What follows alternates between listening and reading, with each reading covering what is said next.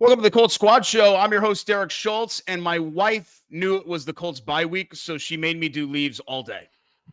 And I'm Zach Hicks, and after watching an entire weekend of ugly football, I'm ready for the Colts to be back next week.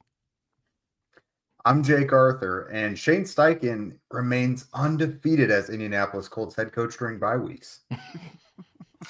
And I'm Alan Pinkett, former Oiler. Can the bye week provide the recharge for the Colts in the stretch run? Colts Nation, rise up. It's the Colts Squad. Everything Indianapolis Colts every week. Covering all the big hits and game-changing plays from the Circle City. The way only the Locked On Podcast Network can. It's time to squad up. The Colts Squad Show starts now. Thanks so much for joining us right here on the Locked On Colts Network. Today's episode brought to you by FanDuel. Right now, new customers can bet just $5, and if your bet wins, you'll get $300 in bonus bets to use across the app. I'm Derek Schultz, full of raking blisters. I'm also a sports columnist for the Indianapolis Business Journal. I'm joined by Notre Dame legend and former NFL running back Alan Pinkett. And you everydayers, of course, those Zach Hicks and Jake Arthur, the wildly popular Locked On Colts duo. Colts didn't play today, but we still have just enough to talk about during a busy week for the most part for the bye for Indianapolis. Tonight on the show, we're going to take the temperature of where the Colts sit, sort of a temperature check heading into the home stretch of the season, because I think when you look at this closing schedule, it has changed a bit in how we viewed it. And also, obviously, the Colts have changed how we viewed them, certainly compared to week one to now, but even riding some of the ebbs and flows of this season. So we'll talk about all of it in the first segment. Second segment, we'll touch on the potential impact of a prolonged absence for the defensive linchpin, DeForest Buckner. You heard about the stem cell treatment this week overseas, and obviously that probably raised some red flags for people, even though it is 2025, and these guys are exploring everything that they can do to get their bodies right. But we'll talk about losing Buck and not having him for at least the next couple of weeks and what that does to the Colts defense. We'll go over the Week 11 results. No bueno as far as the Colts are concerned. Control their own destiny and all that, but we were talking about it off the air, guys, and pretty much every one of these games went against the way that you would want them to go as a Colts fan, including the one that just went final, the Chiefs and Broncos in Denver. And finally, even though he says he played 100 years ago, Alan is going to give you his still very much relevant advice on how to handle the bye week from the former player perspective, and we'll wrap the show with that today. But guys, it's funny because in recent years, the bye week was kind of a blessing just to give us a break from the collective angst that the Colts were causing everybody, right? But honestly, Zach, I was kind of bummed to not have Colts football this week, which I guess is a compliment to how the season has gone to this point.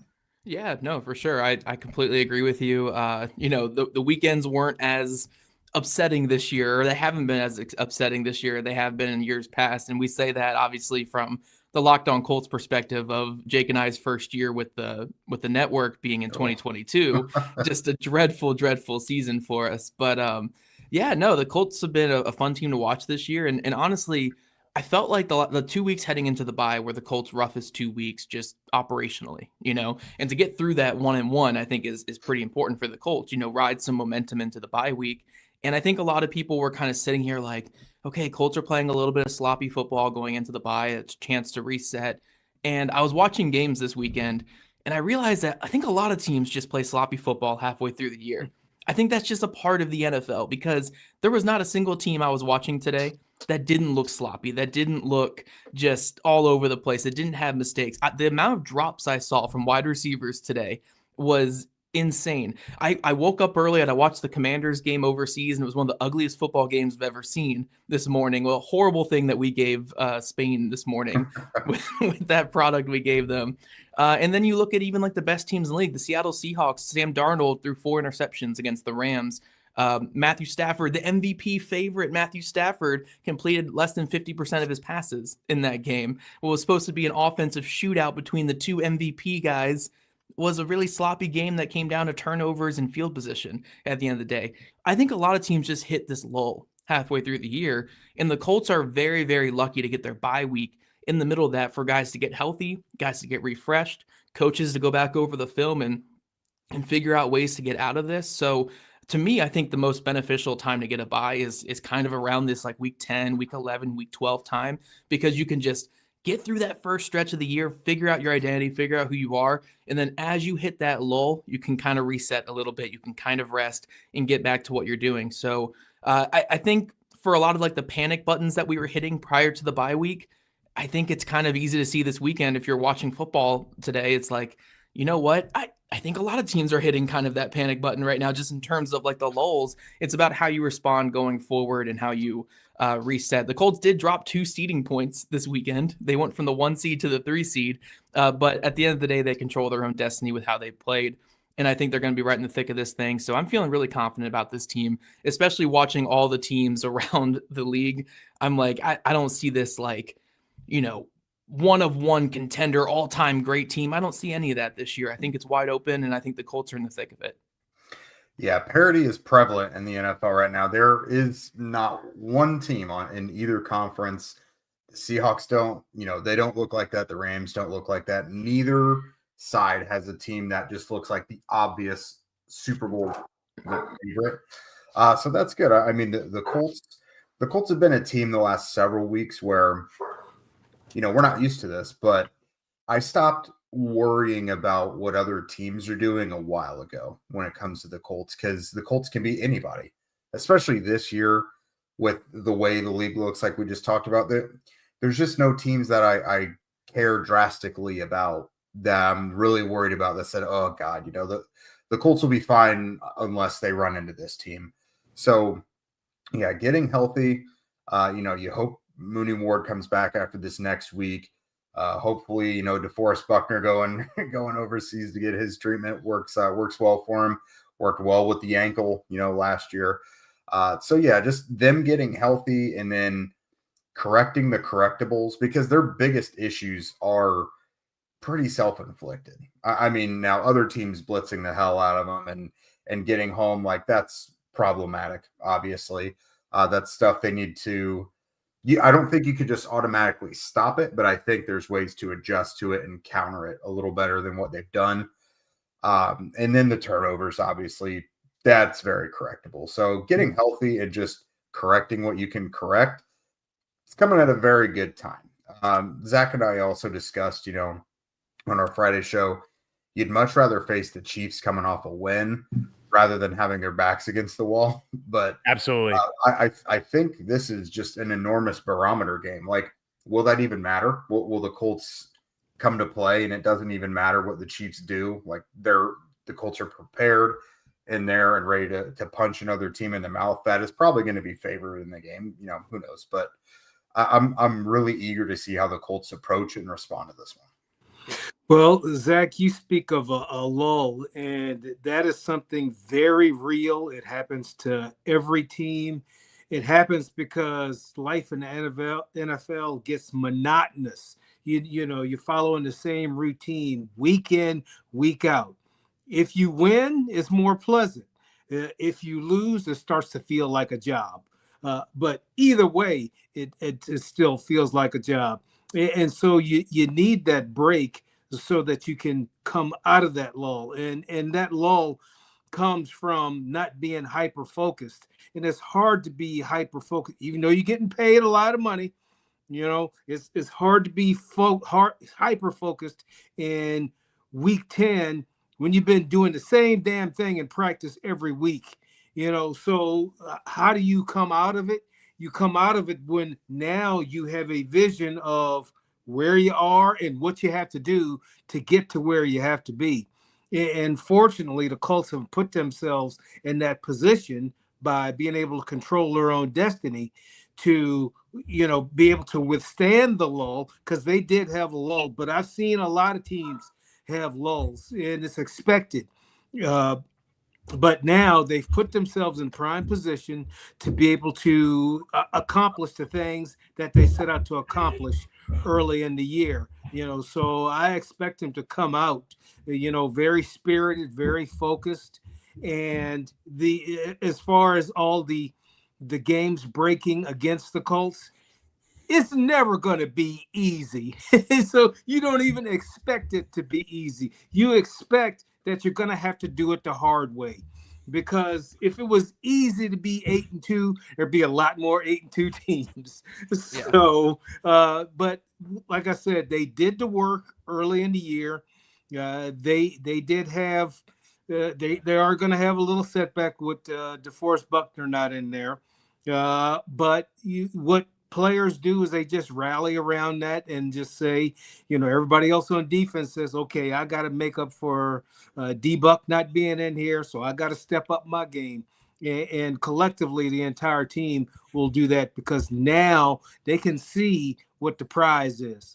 Yeah. Do it the hard way is right too, Alan. I mean, I think we know just from Colts luck history that I almost even went to it with our friends at FanDuel and just put a parlay on all the games that could go against the Colts because I was that certain that the results would just go that way during the bye week because that's just the Colts luck here. Easy. But you're right that it does feel like, you have to remind yourself I keep having to do this, that how good the Colts have been and where they sit right now and the division lead and everything that is advantageous right now, because there's a lot more advantageous things than disadvantaged things, right? With where we sit kind of coming out of the bye week. So yeah, the Chiefs will be angry, but the flip side of that is they're 5-5 and ready for a kill shot, right? I mean, if we're looking at it from an optimistic point of view, I mean, yeah, the offense has taken a little bit of a step back, but the offense was at a historic pace. They were the most efficient this century through 8 games. So, of course, they were going to take a step back. So I think a lot of the things that you see so far here, Zach, is that, you can argue it one way and be doom and gloom if you want to. And certainly there are segments of the fan base that want to just do that all the time and take that sort of look at things. But you can also look at a glass half full and flip everything into a positive where the Colts sit right now because they've put themselves in such a great spot. Yeah, I like to view myself at least as a pretty even-keeled analyst or whatever that covers the Colts. Now, don't get me wrong, I have my emotional moments for sure, and I've patented that over the years. But for the most part, I try to be as even-keeled as possible. And look, this Colts team is good.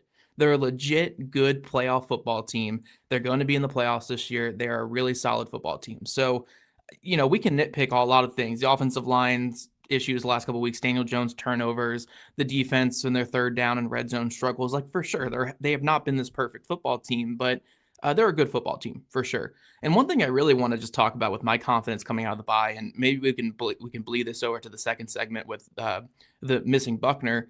I think people are undervaluing how important the return of Mooney Ward is going to be for this defense. Like I expect him to play against the Chiefs. I don't have any insider information there, but you put a guy on IR for 4 weeks with a concussion. He's out for the 4 or 5 weeks that it was. I think he's going to be good to go for this Chiefs game. Having him and Sauce Gardner on the field together is a game changer. It's an absolute game changer for the defense. And to me, just from my watching of Lou's defense all year, how they've gotten better throughout the weeks and they've improved in a lot of areas, you add 2 number 1 corners out there.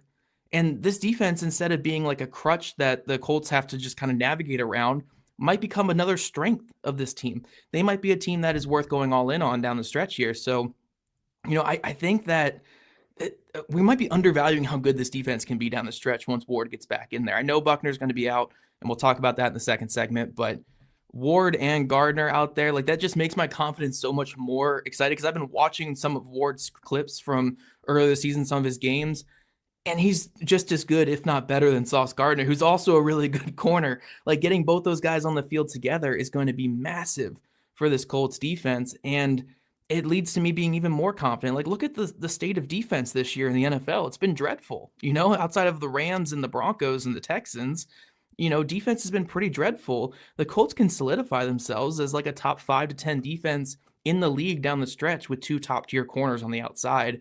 And I think that's something that people aren't talking enough about with this Colts team down the stretch. If the offense just stops turning the football over, they might have a good enough defense on the other side to win a lot of football games. No, I think it's going to be plenty exciting. I mean, you look at the Colts' remaining schedule, and there's not a lot of teams out there that are able to really lean on the run game. So they have to be quite reliant on the passing game. And then when you're looking at it, and your go-to receivers just are not getting out of their breaks, they're not separating at all, that's going to be a big problem. Like you're looking at who knows if CJ Stroud will be back, but you could see Davis Mills a little bit. You get Trevor Lawrence twice. I mean, you're looking at some quarterbacks here who will hold on to the ball for too long.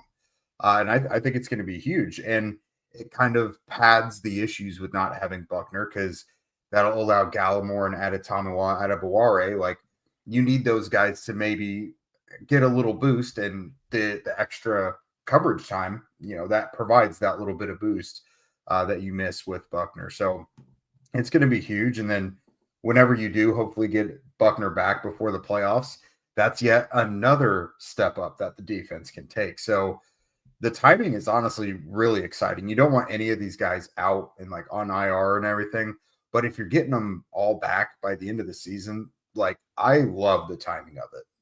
It matches up really well with hitting your stride going into the postseason. And I'll tell you this, as a player, I would be happy that the Chiefs lost, because that means I'm going to get their best shot. And why the hell else am I playing this game?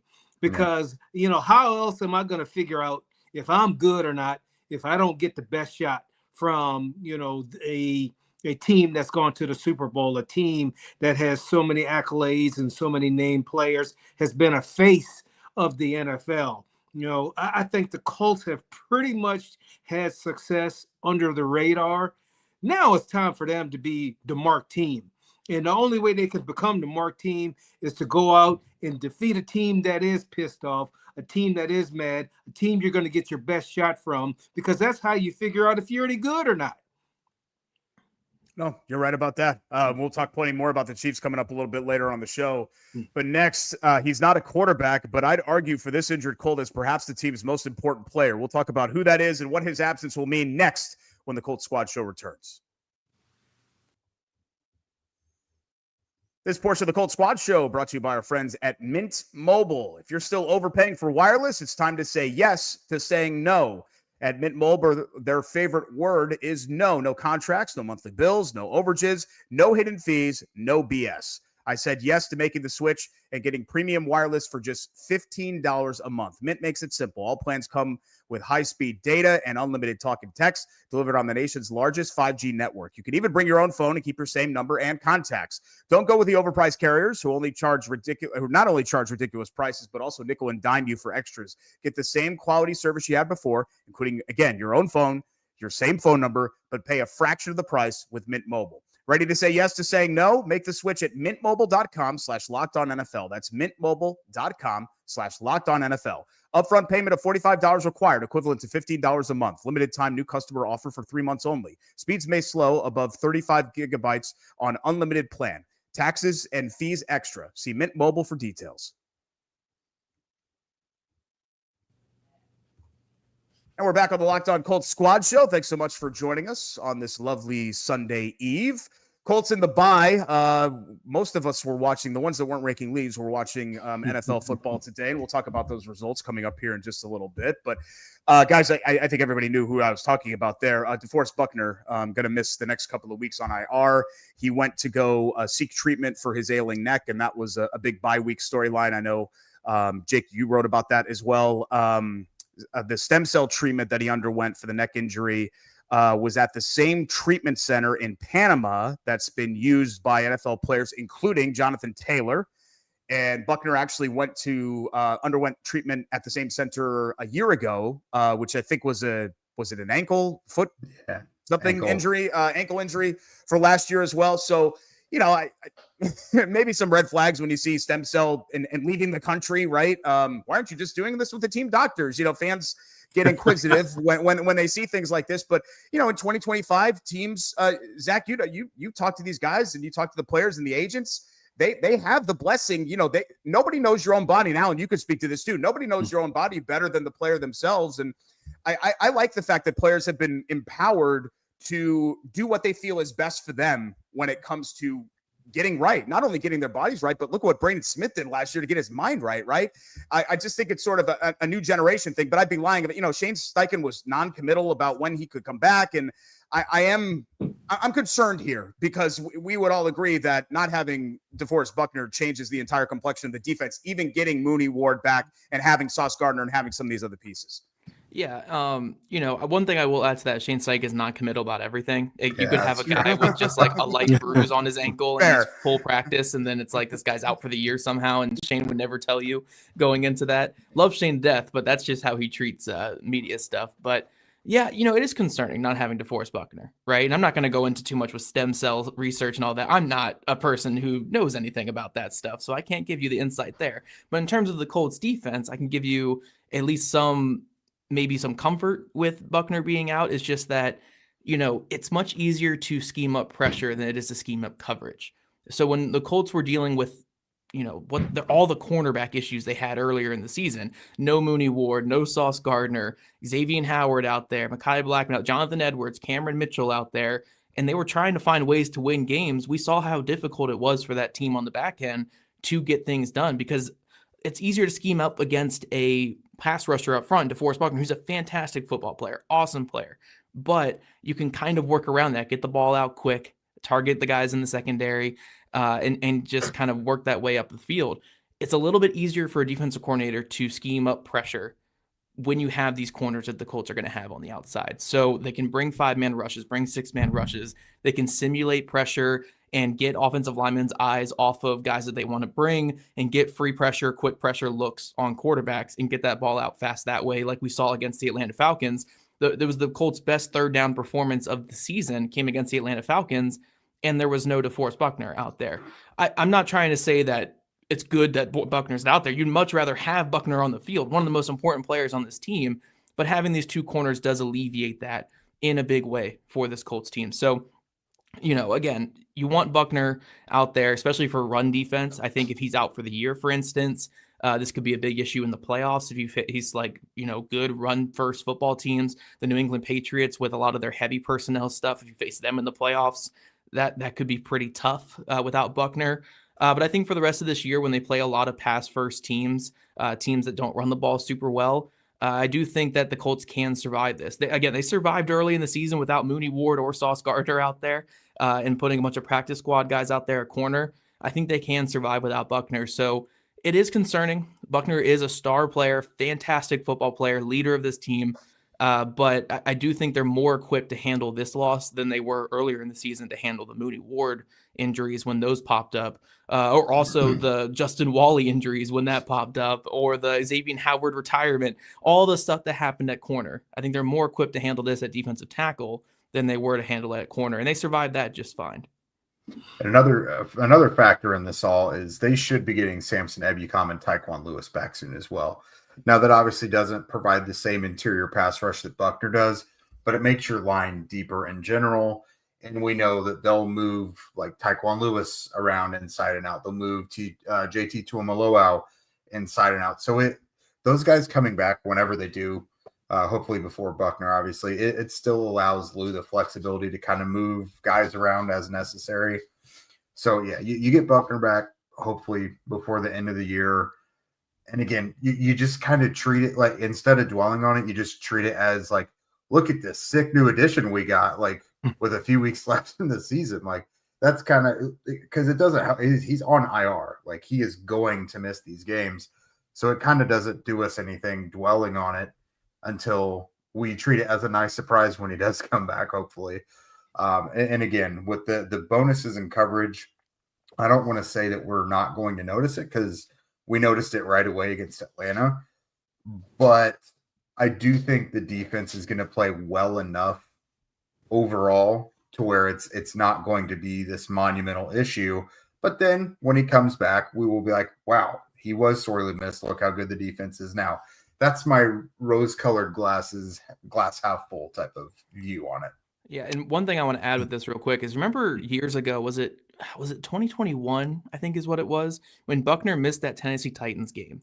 And it shows just how far behind the Colts defense was. And it was just a Buckner-led defense, and that's it. Because remember, Derrick Henry ran for like 250 in that game and like 3 touchdowns. It was just dreadful. And we were all saying, if Buckner ever misses a game again, this Colts defense can't operate. And lo and behold, this past week, just to show how far this defense has come and how far this team has come, don't have Buckner against the Atlanta Falcons. And I'm not saying the Atlanta Falcons are some superstar offense, but they have some talent on that side of the ball. They're able to get that win and, again, go The Falcons went 0 for 8 on third down in that game. So this Colts defense is just more equipped now than it ever has been to survive a loss of Buckner, even if the loss of Buckner is still very upsetting for all of us because he is a great player. But they do have a lot of talent on that side and a great coach that they should be able to survive this, in my opinion. Well, in regards to the stem cell procedure, I'm just in awe of the technology that exists now to treat the players, to keep their body in tip-top shape, because back in my day, it was just to report to the training facility and put ice on it. we used ice for just about everything. And I'm actually impressed that the team approves it, because I'll tell you one thing that happened a lot when I played. There wasn't a lot of trust with the team doctors, because you never knew if their motives were for your own personal good. Their job is to listen to the head coach and get the player out on the field as soon as possible. So in fact, I remember August 1st, 1992, I blew my knee out. And I remember seeing guys that had blown their knee out a year before, still hobbling around the facility. And I was like, hell no, that team doctor ain't touching my knee. And in fact, I went out to Dr. Stedman out in Vail, Colorado, to have my knee done. It's the best thing my agent ever did. As he negotiated some good contracts, but the best thing he ever did was follow that provision in the collective bargaining agreement that said we can have surgery by whomever we choose. So why wouldn't you go to the best? Because I knew that the doctor at that time at the Saints, guys were still complaining about ailments they had and everything. No, indeed, I was going to have him touch my knee. So I'm just, and I also read something, I guess it was today, that what's the receiver for the Cowboys? Pickens or Lamb? Yeah, CeeDee Lamb. Thank you. Yeah. CeeDee Lamb, he said he spends $1.3 million just treating his body so he can be right for the season. And so, yes, technology has definitely improved, but I guess the price of getting that treatment has increased also.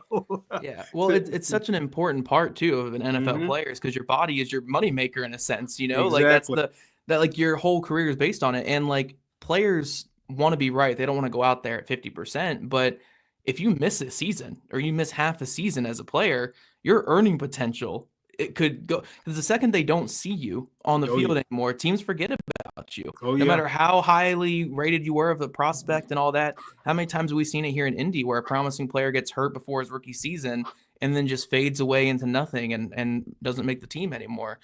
So players have to treat their body right. And if you're a player like a Buckner or a CeeDee Lamb, where you're on that second or that third contract, you might want to reinvest some of that money into yourself to make sure that this body can stay holding up and do what you want it to do. So I hope it all works out for DeForest Buckner. We've seen, again, different treatments work for players. Look at what Matthew Stafford had the whole off season before his MVP caliber season that he's on right now. I don't mean to put in air quotes, so it's disrespectful, but it's not an official season yet for Matthew Stafford, but he's up there for MVP, and he was on ice throughout all of August, right? He had the sleep chamber with the acupuncture treatments going on at Rams practice, and then he comes out and has the best year of his career statistically. So whatever works, whatever gets you on the field and healthy and to where you feel comfortable. So if this works for Buckner, like by all means, I mean, he's been a very healthy player in his career. Maybe stuff like this is a big reason why. So hopefully we can see him again here in 2025 because he's a fantastic football player. Yeah, not only do the Colts approve of that, but the Ursay's actually flew him out to Panama last year for his ankle. So I assume they did the same with the neck this year. Yeah, and I think, something that you said, I think Zach said this earlier in the show too, is the fact that you're going to get Ward back and that, Gardner's going to have some more time in the system and is presumably only going to get better. I think still, there have been some times where, I don't remember what year this was. I'm pretty sure it was 23. When was the Grover Stewart suspension? Was that 23? 23. Yeah. Cool. And remember, you took him out and just everything fell apart, right? And with Buckner, I still think like the defense, it's not like, to make a bad analogy, it's not like Jenga where you're just kind of pulling out the bottom thing and it just the whole tower is going to topple over. Yeah, missing him for a couple of games is going to be something that they have to overcome, but I don't think there's a reason to think that the entire house is going to collapse not having Buckner. And I think that's a testament to where this Colts defense is and the aggression that they've been before the trade deadline and making the Sauce Gardner deal as well. And what they did in free agency, adding Bynum and Ward. Yeah, and adding Neville Gallimore in there. Tomey's big step up this year. Like, they're more equipped now than what they were in 2023 when it was Taven Bryan, go play some zero tech, go play some one tech. You've never played it in your life. And even when he was asked in an interview after one of the games, like, hey, have you ever played one tech before? Nope, never in my life. And he's out there playing one tech against the Green Bay Packers, went in a 40, I think the Packers ran it like 50 times in that game, and they had him playing one tech the entire day. It's like, what are we doing here? So the Colts are much better equipped this year to handle a loss, even if it is still a big step back in play. It's not to the same drastic level that it was in 2023 or that 2021 game that Buckner missed against the Titans, where I don't know who they threw out there in that game. All I remember is Henry was running through everybody in that one. I think they can survive this a little bbit better this year because they are a playoff caliber team. They are a team that can compete in the AFC, and that's different from maybe that 2023 or 2021 team. Well, I have a question because this is my first year with the Colts actually paying attention. But has Chris Ballard always been this aggressive? Because it seems like all the moves that have been made are moves to help you win. And you know who appreciates that the most? The players on the team. Yep. Because I've just been involved in too many cost-cutting type of moves or financial moves that made no sense. Or, there's sometimes would be guys on the team that, there's no way in the world he should be getting a paycheck. But he is. But it just seems like the Colts in management upstairs has been all in this year, and it's pleasant to see because you should be in it to win it. Zach, go ahead and tell him his nickname. Yeah, we'll be quick with this because Derek's got to get us in the next segment. But I feel like Alan would be shocked to know that his nickname before the year was Bargain Bin Ballard. Was what it was. It was a lot of like, if someone gets hurt before the year, the undrafted free agent we brought in's got to step up now. We're not bringing in somebody else to help out. So that was his nickname, was Bargain Bin Ballard. Now he's Blockbuster Ballard or something, I guess. But yeah, Bargain Bin Ballard was his name. Yeah, Alan, he's a guy that very much trusts his draft process, I would say. Okay. Let's be kind to Chris Ballard. They are 8-2 after all, so I guess you deserve some credit for that. But when we come back here on the Colts Squad Show, Colts fans had a rooting interest in several games today, and I'm disappointed to report that pretty much all of those rooting interests lost. We'll talk about how Indy didn't get any help while they were off this week when we come back next here on the Colts Squad Show. This portion of the Colts Squad Show brought to you by FanDuel. The NBA is back. Don't tell Pacers fans. And there's no better place to get in on the action than FanDuel, the official sports betting partner of the NBA.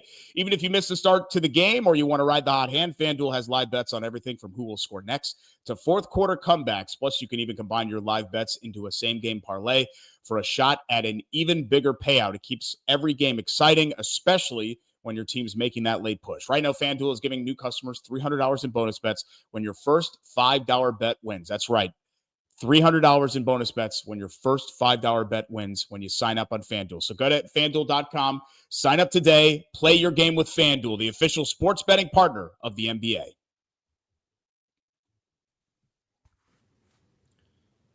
And we're back on the Locked On Colts Squad Show. Thanks so much for joining us.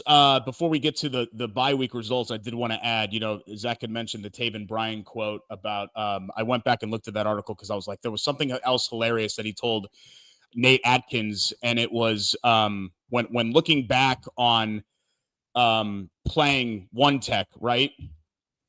Brian was asked about it, and this is a direct quote, I can play either. I don't really care for nose, but I can play it.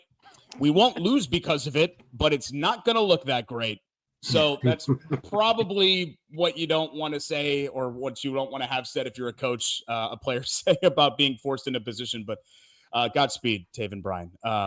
That we was an error appreciate that the honesty. we were all don't need thinking to it. talk about. We were all thinking it. We were all thinking it too. Yeah, appreciate the honesty there. So we talked about the Chiefs already, but Patriots beating the Jets because the Patriots basically just have tomato cans the rest of the way in their schedule, and then the Broncos beating the Chiefs. That both pushed those teams to 9-2. So the Colts go further down the AFC standings. I was actually really interested to see what the Jaguars would do today after just the most crushing collapse possible. Not only did you collapse, but you gave a division rival new life with the Texans running off that insane fourth quarter comeback last week, and they shook it right off. I mean, they pounded the Chargers today, 35-6. And then the Texans avoided a trap in Nashville with a game that you should never watch unless you want your eyeballs to start bleeding. 16-13. Houston ended up being Tennessee, so they're still clinically alive when it comes to the AFC South.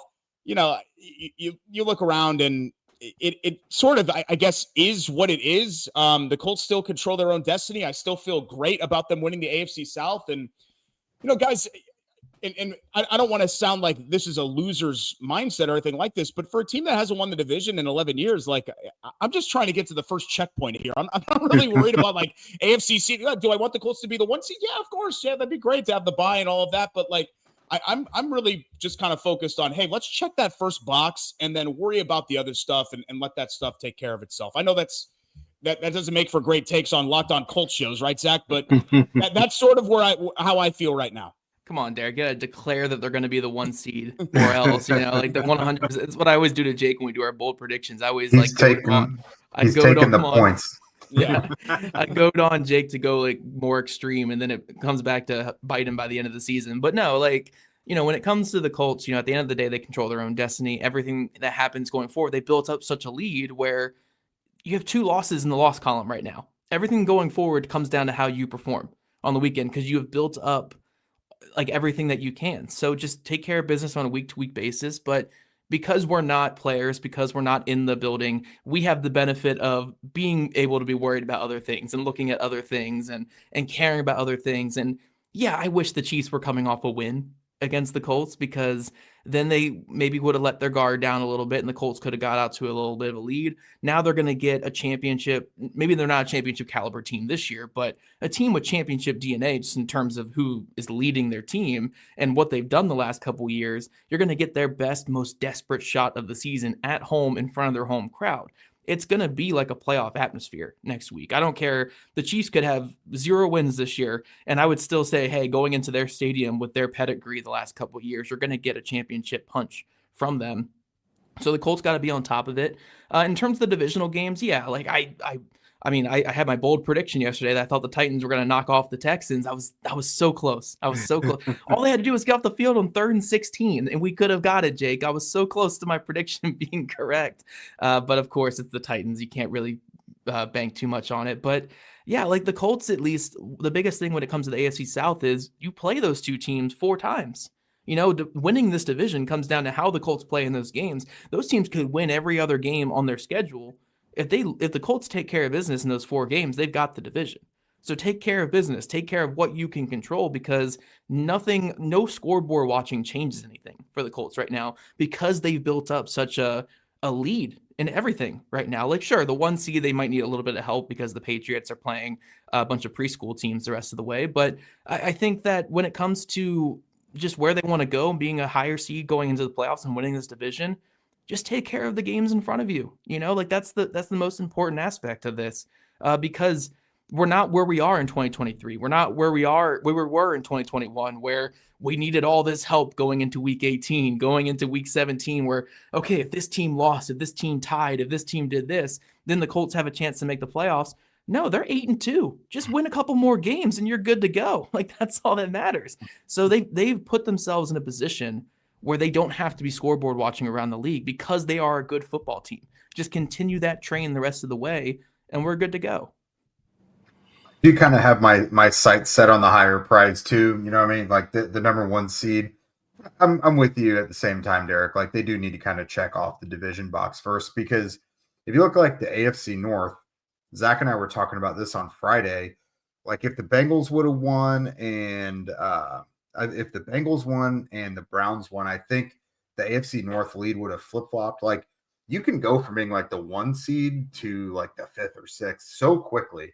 So it's good to obviously knock that division out, and then you're locked into a top 4 seed. You get at least one home playoff game. So like there's obviously merit to that. But with the Colts back portion of the schedule looking like it does, I'm interested in the race for that number 1 seed. Obviously Denver and New England winning this week while the Colts were, on their bye week, it definitely doesn't help. But they've got some trials coming up. You hope when the Patriots face the Bills that it's one of the good Bills weeks and not one of the Bills against the Falcons. You never know with that, which kind of goes back around to like, who cares what any other team is doing, because a lot of these teams look like crap half the time. And then sometimes you get a really good week out of them. But all I know is next week against the Chiefs, regardless of what the Colts do, they're not going to be able to win in the national perception, because like, if they go out and beat the Chiefs, it'll be about what's wrong with the Chiefs, because a lot of people have already started to victory lap Daniel Jones and the Colts not really being that good and things like that. And then if the Chiefs beat the Colts, then of course that just furthers their agenda a little further. So that's just me being pre-salty and worrying about things that haven't happened yet. So don't get on me about that. But no, I'm with you. Check the division box first, technically. Like, let's have good manners about it. But at the end of the day, we're going for that number 1 seed, fellas. Well, do you remember what I said at the beginning of the year? Win your first game, win your home games, win the division. So it's a step-by-step process. And, I think the advantage the Colts have is they have a system and process to beat teams. It's their bye week, but they're still what? Number 1 in total offense, number 4 in passing offense, number 3 in rushing offense. Daniel Jones and Jonathan Taylor, they stand where they stand, which is pretty damn good. And it hasn't been anything super special or complicated that they've done. They've just been executing ball at a high level. I think the one thing that will maybe be a little different is what you're going to get from your division teams now. They're going to be playing with some type of desperation. You're going to get their best shot because they're trying to claw their way back up. But you don't have to worry because of the way that you're currently playing. The way you run that offense is the way you run that offense, and it's tried and true. And as long as you don't beat yourself, you're going to put yourself in a position to win most of these games. Yeah, and the most important thing for the Colts down the stretch is you're going to get every team's desperation shot the rest of the way. Yeah. Because they don't play any like pushover teams. Jake and I were talking on Friday's show where they don't play like any juggernaut teams. Like the Seahawks, I think, are still a really good football team despite their loss. But maybe you don't play any like insanely great teams, but you still play a lot of teams that are desperate. I mean, the Chiefs are win or out basically mode the rest of the year. The Jaguars and Texans are on the borderline. The 49ers have been very up and down this season, and they're going to probably need to win those late games as well. So all these teams are going to be extremely desperate coming into their game against the Colts. For the Colts, they can't just sit back and say, we're 8-2, we have all this leeway the rest of the way. It needs to be, we need to match that desperation. However desperate that other team is, we need to be twice as desperate. Fight like every single game your season is on the line, even if it's not, because every win matters in the NFL. The difference between the 3 seed and the 2 seed is massive for the Colts, especially when you consider they're 5-0 in true home games this year, 6-0 if you count the overseas game, but 5-0 in true home games this year, averaging almost 40 points a game, or 35 points per game at home. They have been one of the best home teams in football. So they can't just sit back and say, we'll win our division at 10 wins or 11 wins. It needs to be, we need to get as much home games as possible in the playoffs, because no one's coming in our home and beating us this year. We need to make sure that stands in the playoffs as well. So go out there and fight every game like your season's on the line. Make every game as important as some of those early season wins that they've had. Maybe like that gutsy win over the Broncos. Make every game as desperate as that one. Yeah, I'm glad you pointed that one out too, Zach, because think about the conversation we're having today. If that game flips and there's no penalty on that Schrader kick, and suddenly not only do you not have the head-to-head with Denver, you're 7-3. You're only a game up on Jacksonville at that point. I mean, it would have really changed the arithmetic. That game ended up, you're not thinking about it when it's week 2 or whatever the season that, oh my God, this game's going to be crucial. But that game, Alan, might end up paying huge dividends for the Colts here in December and January. No doubt about it. And you handle your business. And so nothing changes. You know what you're going to get, but you know what you're going to put out too. You want that challenge of a team's best shot, because that's how you measure how good you are. And I think the Colts are pretty damn good this year. And winning is a hell of an antidote, a hell of a drug, I guess I should say. Yeah. That you want to keep taking. So how good it feels to win, and how to win. You've proved how to win. So it's not some extraordinary effort. It's you doing your job. You've proven that if you just do your job, everybody individually and collectively, you should win. Yeah, and the last thing I'll say real quick is, look, if the Colts can't handle these desperate shots from these teams, then they don't deserve to be a team that can go to the playoffs and win deep in the playoffs. Right. This is the test of a playoff team. You're going to get every team's best shot now, because you're no longer the Colts are overperforming. You're this is the 8-2 team coming into town. We need to have our best shot ready. And if you're not able to handle that and answer to it, like the Broncos did today, for instance, against the Chiefs, then you don't deserve to be in the playoffs. So the Colts got to come ready, and they got to answer it and be that mature football team that we've seen them be all season long. And you want it to be you don't want it to be like a Navy one-loss team. You want it to be like a Georgia one-loss team. Right. Yeah. Man, Mitty's catching strays on the show from Alan. Jeez. How do NFL players handle their bye weeks? What is it like in the heat of the season to flip the switch off? We'll ask the only actual expert on that topic on this panel next when the Colts Squad Show returns.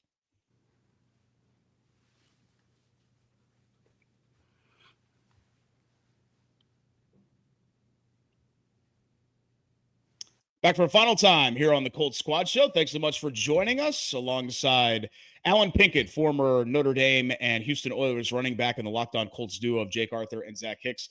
I'm Derek Schultz. Colts in the bye at 8-2, so still doing the Sunday show, even though obviously there was no game to talk about today, but we really appreciate you guys joining us as we'll flip it into game mode this week, a big one coming up at Arrowhead, and we all know a season-defining stretch ahead for the Colts here. But, Alan, I don't think it's hard. If you're new to Locked On Colts, just in case you don't know, 75% of this panel has no NFL experience whatsoever. I know probably just visually, if you're watching us on YouTube, you probably realize that already. Maybe our audio podcast listeners needed a little bit of a leg up. Alan played football for years and years, was a high school superstar, was a legendary player, and left Notre Dame as their all-time leading rusher in college, and then had a very fruitful NFL career on really good annual playoff contending teams in Houston with the old Love You Blue Oilers. So, Alan, I'll have to ask you, even though, over the years, Jake from being in the locker room, or Zach from talking to players and agents, or me from being in the locker room too, we've gotten it secondhand from how players handle their bye weeks, and we've been told that. But from somebody that experienced it firsthand, what is it like? And, you know how intense an NFL Sunday is. How do you just kind of flip that switch off and just escape from football during the bye week as much as you can? Well, I think what most players do is go back to their alma mater and watch them play, and just have, good memories of what it was like to play in college, where it's still a business in college, but it's not the business of the NFL. But it's good to break the routine, because every Wednesday is the same. The running back saying the same damn thing week after week after week gets old as hell. So to have a Wednesday or Thursday where you don't have to hear them is actually refreshing. And so you need that. It's just like anybody needing a vacation, so you can recharge your batteries, so you can come back stronger. So being able to get away from football for maybe just a couple of days, because it's not like they give them the entire week off, unless that has changed too. Usually they'll give them like a weekend off. They'll give them like 4 days off. But you still have to come to the facility if you're injured, and you still want to be watching film a little bit, but you could take 3 or 4 days off, and that's just good for your mind and for your soul. The other thing you want to do is make sure that you self scout, and it's self scout individually and self scout as a team, because you're always so focused on looking at the tendencies of other teams and preparing yourself for what those tendencies will be, but you don't know your own tendencies, so you have to, step outside your body a little bit and look at what you're doing. One of the things I used to do early in my career was I would walk up to the line of scrimmage and I'd be in the I formation. And if I was going to run the ball, I would, lick my fingers. And so then I started to figure out that, okay, wait a minute. The defense is looking for any type of key that they can to see if you're going to be running the ball now. So what I started doing, I'd head to self-scout to figure out, okay, this is what I'm doing. And so after that, I just lick my fingers all the time. So yeah, you at least lick it on passing plays too. That's certainly the answer. Yeah. But then thank God that we started wearing gloves, because gloves weren't that popular till like the latter part of my NFL career. Guys just didn't wear gloves, but gloves make all the difference in the world. Didn't have to lick the fingers anymore either. The other thing you want to do is get healthy, because you get in the middle of the season, everybody's got nicks and bruises and cuts and just, nagging injuries. And it's amazing how much healthier you can get in just a week of not getting beat up. And my personal experience there was, I remember in college, I came into the 1984 season. I don't know if I've told this story to you guys before or not, but I came into the 1984 season with kind of a suspect ankle. But one thing that happened was I kept re-injuring it as weeks would go by. And it's like, damn, I keep taking a step back. And there was finally 1 week, and it wasn't a bye week, but it was a week where I didn't re-injure the ankle. So now I ended up being 100%, but it felt like it was a bye week because I didn't have to come in for so much treatment. But after that particular week where I didn't re-injure the ankle, I went 160, 162, 187, 99. So for these guys to just have that 1 week where they're not getting hit upside the head means so much, especially now that they've put themselves in a position where they can go win it all. To be healthy and do it just gives them that much more of an advantage, so those are really the ways you handle a bye week. You gotta, restore your soul and get your mind in the right place. And being able to get away from it a little bit actually helps you appreciate the fact that you're playing in the National Football League, and know that not only you're playing in the league, but now you have a chance to go get some hardware to really put yourself in a position to get long money now, because everybody is wanting to get that second and third contract. Usually when you win, they keep those guys together a lot longer. That's one of the things I figured out when I was playing with the Oilers, because my first year we went like 4-12, and that revolving door would spin and they'd bring in new people all the time. But what happened in 1987, we figured out we like each other, and we figured out the only way we were going to stay together is if we started winning games. And so when you win, you can now develop some very strong relationships and friendships, because you're afraid to go into a relationship with somebody because you can get cut in a second.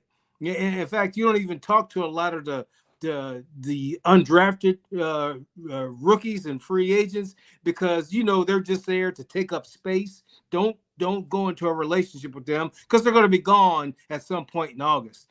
So now when your team can stay together longer, think about the bond that you build, the camaraderie that you build, because you put yourself in a position now where you see guys that have families, and kids. And so now you're not just playing for yourself. You're playing to support some of those other families. And so when you can play for something bigger than yourself, you're usually going to give a much better effort. So I'll get off my soapbox now. Well, one thing I wanted to add was, when it comes to the bye week, there's one thing that I think is really tough for fans. And I'm not saying this is every single fan, but just in general, especially with the rise of like betting and stuff and wagering when it comes to players, is we kind of forget that players are people. At the end of the day, like this is a job. Like, yes, they have to be wired different to play a contact sport at a high level for as long as these players do.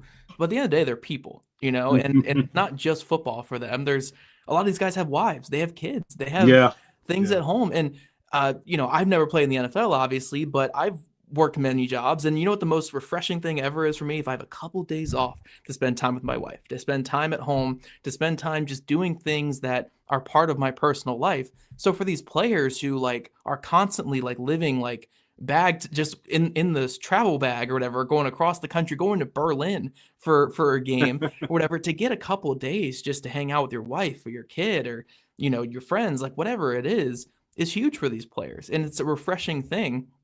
And I think that like the bye week is just so important for these guys, not only like for what Alan said, like getting healthy physically, but getting them healthy just like in mind and spirit, like you said at the beginning there, Alan, where it's like just getting your brain back, like, okay, like this is my personal life that I've been missing all year. I got my time with them. Now I can get back to my job for the rest of the year before, getting back to them again in the off season. Like this is my last little breath of freedom, I guess, with my personal life before I have to get back to this push for the Super Bowl. So it's so vital for these guys to get that refresher. Honestly, I wish there were 2 byes in the season for players. I especially if they want to keep adding games on the year, I wish they could get an extra bye in there. But it's such an important thing to remember. People with like betting and wagering, I think it kind of pulls away the thing where people are like, these are people, like, yes, they're wired different to play in the NFL. You have to be wired at a different level to play in the NFL. Don't get me wrong. But these are human beings. They have personal lives. And